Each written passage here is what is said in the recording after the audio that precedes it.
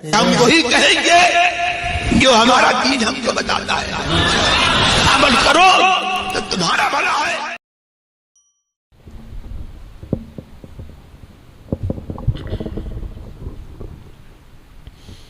الحمد لله رب العالمين والصلاة والسلام على سيد الأنبياء والمرسلين أما بعد أعوذ بالله من الشيطان الرجيم بسم الله الرحمن الرحيم إن الله وملائكته يصلون على النبي يا أيها الذين آمنوا صلوا عليه وسلموا تسليما اللهم صل على سيدنا وشفينا وحبيبنا ومولانا محمد وبارك وسلم صلاة وسلاما عليك يا رسول الله صلى الله تعالى عليه وسلم أفمن وعدناه وعدا حسنا فهو لاقيه كمن متعناه متاع الحياة الدنيا ثم هو يوم القيامة من المحضرين۔ تو کیا وہ جسے ہم نے اچھا وعدہ دیا تو وہ اس سے ملے گا؟ اس جیسا ہے جسے ہم نے دنیاوی زندگی کا برتاؤ برتنے دیا، پھر وہ قیامت کے دن گرفتار کر کے حاضر لایا جائے گا۔ اس آیت کریمہ کے اندر یہ ارشاد فرمایا گیا۔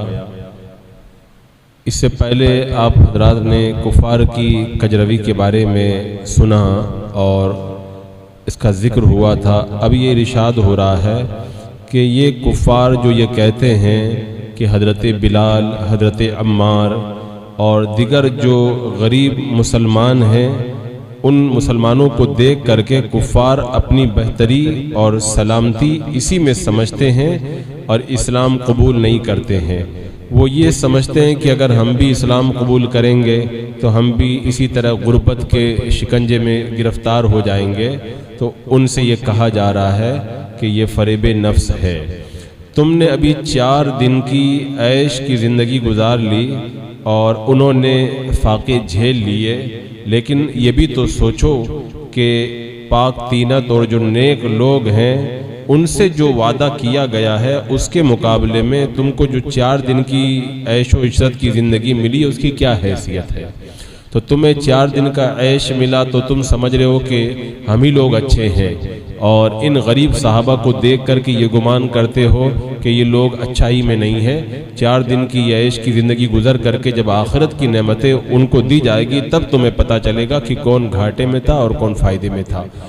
یہاں پہ جو یہ فرمایا گیا کہ متاع الحیات الدنیا، یعنی دنیاوی زندگی کے ساز و سامان کا جس کی محنت سرافہ محنت ہے، یعنی دنیا کی زندگی میں اگر تھوڑا آرام ملتا ہے نا تو اس میں تکلیفیں بھی بہت ساری ہیں، اور پھر دنیا کی دولت کے اندر ایک خدشہ یہ بھی ہے کہ کبھی بھی وہ دولت ختم ہو جائے گی، اور پھر اس کے بعد میں یہ دنیا کی دولت ہمیشہ اپنے پاس میں نہیں رہتی، کبھی کسی اور کے پاس چلی جاتی ہے، اور اس دنیا کی دولت کی مٹاس کے اندر زہر بھی ملا ہوا ہے۔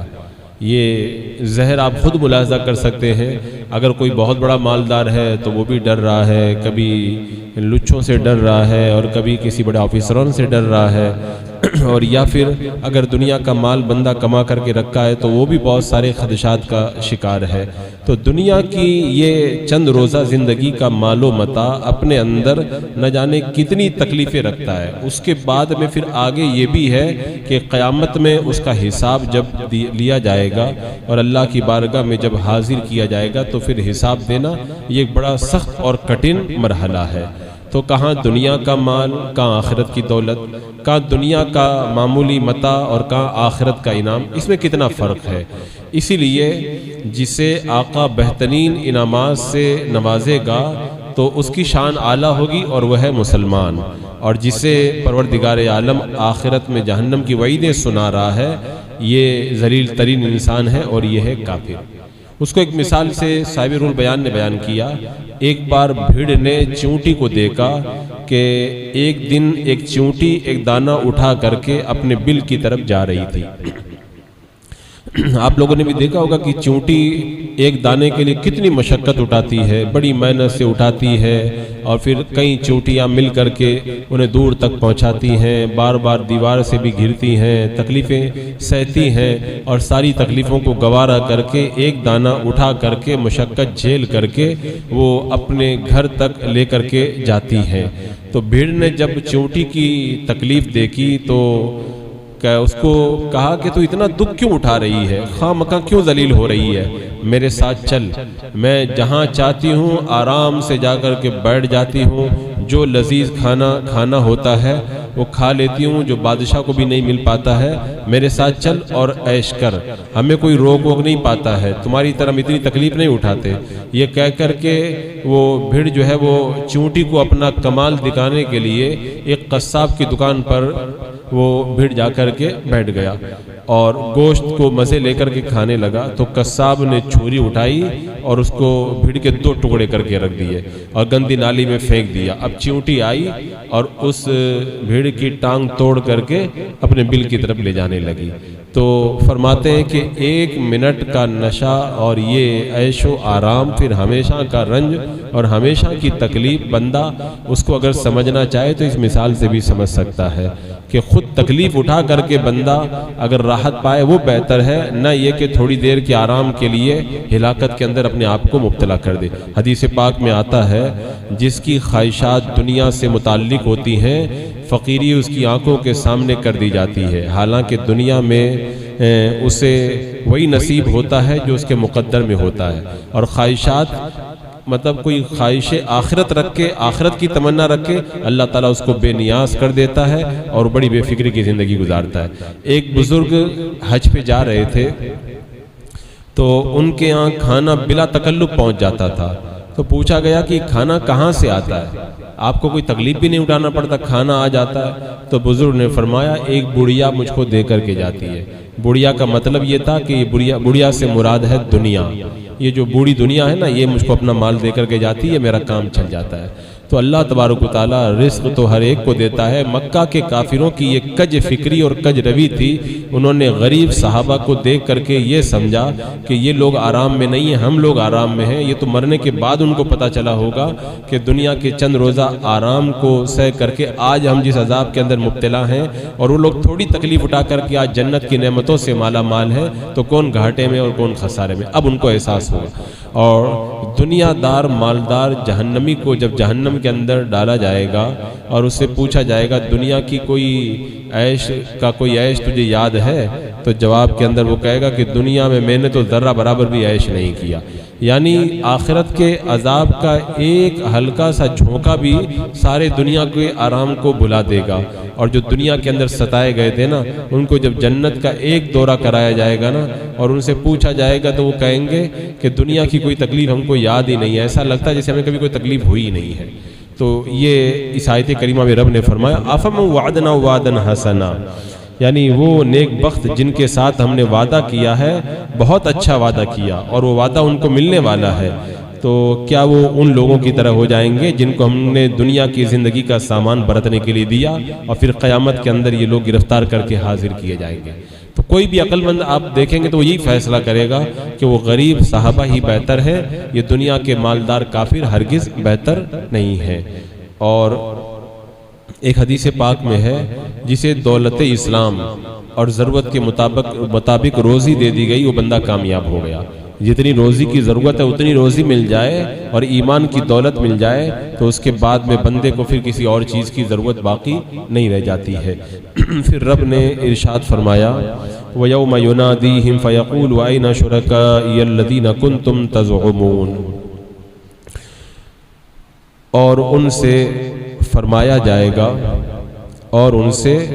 جائے گا یعنی اس سے پہلے جو آیت کریمہ میں کافروں کا ذکر ہوا نا، جو دنیا کے تھوڑے سے آرام کے اندر مبتلا ہو کر کے صحابہ کو حقیر سمجھ رہے تھے، تو قیامت میں پھر کیا ہوگا وہ بتایا جا رہا ہے۔ جس دن انہیں ندا کرے گا، یعنی اللہ تبارک و تعالیٰ ان سے قیامت کے دن فرمائے گا، تو فرمایا وَيَوْمَ يُنَادِيهِمْ فَيَقُولُ أَيْنَ شُرَكَائِيَ الَّذِينَ كُنْتُمْ تَزْعُمُونَ، مجرموں کے کٹہرے میں پیش کیا جائے گا اور اس دن اللہ تعالیٰ ان سے فرمائے گا کہ کہاں ہیں وہ شریک جنہیں تم میرا شریک گمان کیا کرتے تھے۔ اب ان سے پوچھا جائے گا تو کیا ہوگا اس کے بعد میں؟ اس کے بعد کا اللہ تبارک و تعالیٰ نے یہاں پر ذکر کیا، قال الذین حق علیہم القول ربنا هؤلاء الذین اغویناہم کما غوینا تبرأنا الیک ما کانوا ایانا یعبدون۔ تو اس دن ان سے کہا جائے گا، تو پھر کیا کہا جائے گا؟ کہیں گے وہ لوگ جن پر عذاب کا فرمان ثابت ہو چکا، اے ہمارے رب یہ ہیں وہ جنہیں ہم نے گمراہ کیا، ہم نے انہیں بھی گمراہ کیا جیسے ہم خود گمراہ ہوئے تھے، اور ہم ان سے بیزار ہو کر تیری طرف متوجہ ہوتے ہیں اور وہ ہماری پوجا نہیں کیا کرتے تھے۔ اب قیامت کے میدان کے اندر پھر کیا ہوگا؟ ان جھوٹے لوگوں کو جن کو پوجا کرتے تھے یہ لوگ، یا دنیا کے وہ بڑے بڑے لیڈر جن کی لیڈری کے اندر گرفتار ہو کر کے یہ لوگ دنیا کے اندر کفر کیا کرتے تھے، وہ کہیں گے ہم لوگ خود بھی گمراہ ہوئے اور ہم نے ان کو بھی گمراہ کیا، اور بعد میں کہیں گے یہ ہماری پوجا نہیں کرتے تھے، یہ اپنے خواہشات کے چکر کے اندر پڑے ہوئے تھے۔ تو رب نے فرمایا اے محبوب قیامت کے دن کی گھڑی کو یاد کیجئے جب تیرا پروردگار کافروں پر غضبناک عذاب نازل کرے گا اور کہے گا تم جن کو میرا شریک کرتے تھے وہ کہاں ہیں، اور اللہ جس پر رحم کرے گا اسے معاف فرما دے گا، کیونکہ اللہ کی بارگاہ کے اندر بندہ کوئی جواب نہیں دے پائے گا، اور کسی کے سوال کا جواب نہ دے پانا یہ بھی بہت بڑی رسوائی ہے۔ تو لیڈروں کو اور ان شیاطین کو جب پوچھا جائے گا تو وہ کہیں گے ہم خود بھی گمراہ ہوئے اور ہم نے ان کو بھی گمراہی کے اندر مبتلا کر دیا، آج ہم ان سے بیزار ہیں، یہ ہماری پوجا نہیں کیا کرتے تھے۔ تب کیا ہوگا؟ وَقِيلَ ادْعُوا شُرَكَاءَكُمْ فَدَعَوْهُمْ فَلَمْ يَسْتَجِيبُوا لَهُمْ وَرَأَوُا الْعَذَابَ لَوْ أَنَّهُمْ كَانُوا يَهْتَدُونَ۔ اور انہیں کہا جائے گا اب پکارو اپنے شریکوں کو، تو وہ انہیں پکاریں گے لیکن وہ انہیں کوئی جواب نہیں دیں گے، اور دیکھ لیں گے عذاب کو، کیا اچھا ہوتا اگر وہ ہدایت یافتہ ہوتے۔ یعنی اس دن ان کو پھر پتہ چلے گا، ان سے پوچھا جائے گا کہ تم لوگوں نے کس کس کو شریک بنایا تھا، بلاؤ اپنے شریکوں کو پکارو۔ اب ظاہر سی بات ہے بت جو ہے وہ کیا جواب دیتا ہے؟ بت کے پاس میں کوئی جواب تو ہوتا نہیں ہے، اور وہ جو ان کے لیڈر تھے جو عذاب میں مبتلا ہوں گے ان کے پاس بھی کوئی جواب نہیں ہوگا۔ تو اس دن وہ تمنا کریں گے کاش ہم لوگ ایمان لے آتے تو آج اس بلا کے اندر گرفتار نہیں ہوتے۔ اب اس کے بعد میں پھر کیا ہوگا؟ اس کے بعد میں فرمایا وَيَوْمَ يُنَادِيهِمْ فَيَقُولُ مَاذَا أَجَبْتُمُ الْمُرْسَلِينَ۔ اس دن اللہ تعالیٰ فرمائے گا انہیں، پھر پوچھا جائے گا تم نے کیا جواب دیا تھا ہمارے رسولوں کو۔ وَيَوْمَ يُنَادِيهِمْ، اللہ ان کو کہے گا، پوچھے گا کیا جواب دیا تھا تم نے ہمارے رسولوں، رسول جب تمہارے پاس میں آئے تھے ایمان کی دعوت لے کر کے تو تم نے ہمارے رسولوں کو کیا جواب دیا تھا، ایمان لائے تھے کہ نہیں لائے تھے۔ اب قیامت کے اندر جب ان سے یہ سوال کیا جائے گا تو معلوم ہے کیا ہوگا؟ فَعَمِيَتْ عَلَيْهِمُ الْأَنْبَاءُ يَوْمَئِذٍ فَهُمْ لَا يَتَسَاءَلُونَ۔ تو اندھی ہو جائیں گی ان پر خبریں اس دن، بس وہ ایک دوسرے سے کچھ پوچھ نہ سکیں گے۔